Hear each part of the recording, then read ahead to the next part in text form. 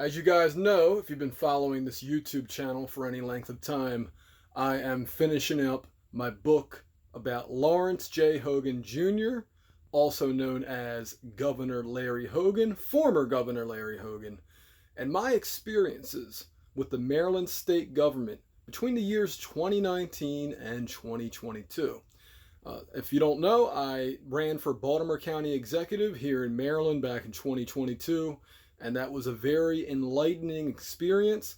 Prior to that, I was an outspoken advocate for the Constitution, really since the year 2018.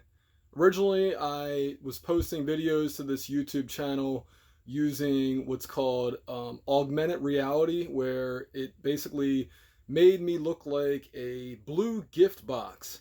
And so I would post these different political videos and talk about politics. And one of these videos caught the attention of the Maryland State Police. One of the Maryland State Police officers who saw the video, his name is Detective Sergeant Scott Collier, which is a very interesting name because I have a good friend of mine named Scott Collier who is currently running for Congress. Now, Scott is, in a different political party, but I don't base my friends on politics.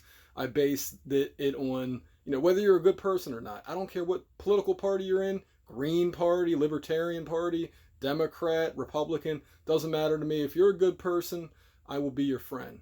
And more than likely, if I like what you're about, I'll even support you. Bottom line is this.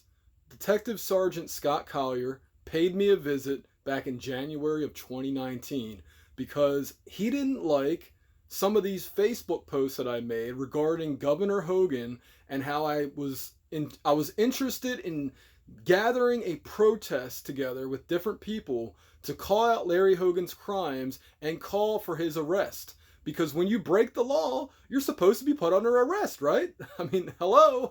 Isn't that how our legal system's supposed to work? Apparently not. Apparently, even though Larry Hogan said no man, not even the President of the United States of America, is above the law, Larry Hogan apparently is above the law, according to Detective Sergeant Scott Collier. So I've made contact with Detective Sergeant Scott Collier. I'm trying to get in contact with the other officers who paid me a visit around midnight in January of 2019 because they didn't like what I had to say, including calling the Maryland State Police cowards. And I'll say to this day, they're cowards. Until they start putting these politicians under arrest, they are in the coward category because it's very easy to go after nobodies like me, people who don't have a lot of money, people who are not well connected. Oh yeah, I'm slim pickings for them. Oh yeah, man, it's like shooting fish in a barrel. But I dare you guys at the Maryland State Police to go after these corrupt politicians. You're not going to do it. You're not going to do it because you're cowards.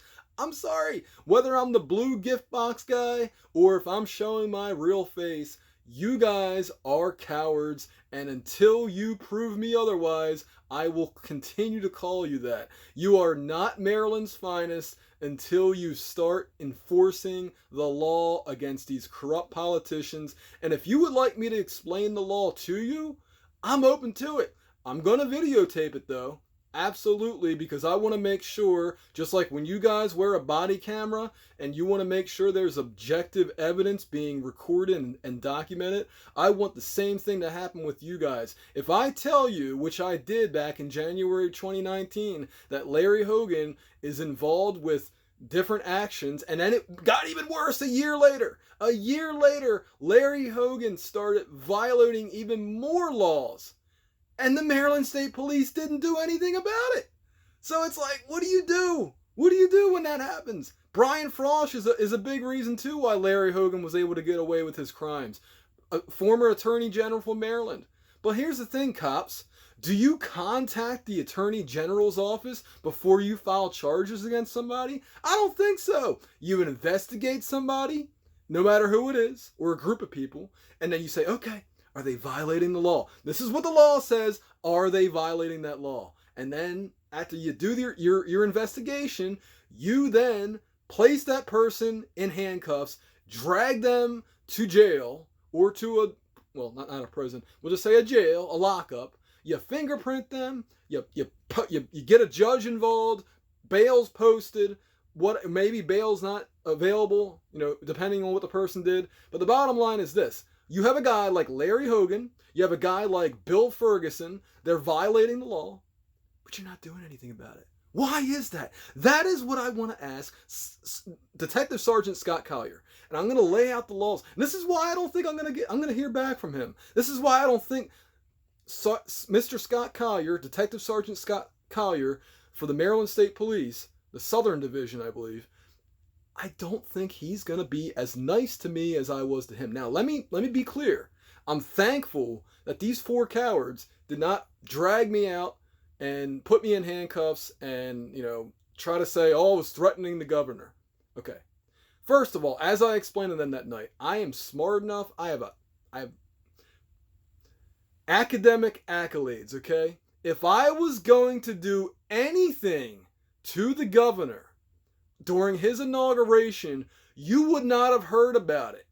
It would have happened similarly to what happened to Donald Trump, where all of a sudden bullets are flying. But here's the thing. I am not a violent person. The Maryland State Police would like you to think that I am. The Baltimore County Police would like you to think that I am. But no, I'll ask you guys this. How many people collectively have the Maryland State Police and the Baltimore County Police, how many people have they killed? Give me that answer. How many people, just in the last 10 years, how many people have they killed? Then ask, how many people have I killed? How many people have I hurt physically? How many people have they hurt physically? I rest my case. Who is the violent one? So, I'm going to call him up. I'm going to email him again until I get an answer, because being ignored is not an answer. And I was nice enough to answer all their questions that they had for me that night. And again, I'm thankful that they didn't kidnap me and drag me away to whatever jail. But if I was nice to them, which I was, and answered all their questions, I have a few questions that I'd like to ask Mr. Detective Sergeant Scott Collier. That's all I want to do. I just want to ask him some questions, and hopefully he can give me some answers. But see, here's the thing. I don't think he wants those questions to be asked of him, because he's not going to have good answers for the public, because this is not going to be a private conversation. This is going to be posted to the Baltimore Informer, and it's not going to make him look good. So Scott Collier, Detective Sergeant Scott Collier, he's not stupid. Okay? He's not stupid. He's not going to subject himself to being questioned by a civilian if he's smart. Now, I'm not going to say he's stupid if he sits down. In fact, I'm going to call him brave. If he is a real man, if he's a brave man, if he's a hero, then he will answer my questions. But more than likely, his superior officers and the media relations department, blah, blah, blah, have told him, you better not do this, or, that's probably a part of their police instructions, to not answer questions from the public. Because again,